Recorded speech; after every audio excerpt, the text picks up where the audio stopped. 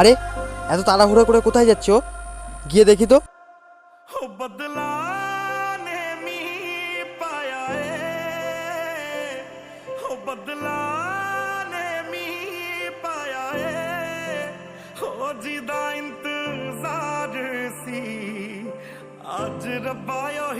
আরে ওই লোকটাকে ব্যাগ দিচ্ছে কেন? ওকে তো দেখে মনে হচ্ছে ও একটা আতঙ্কবাদী। তার মানে রাহুল আমাদের দেশের সাথে বেইমানি করছে। গাদ্দার! স্যার স্যার আমাকে এইবারের মতো ছেড়ে দিন স্যার। স্যার আর কোনোদিন হবে না স্যার। ঠিক আছে, তোকে ক্ষমা করে দিলাম, যা এখন। ঠিক আছে।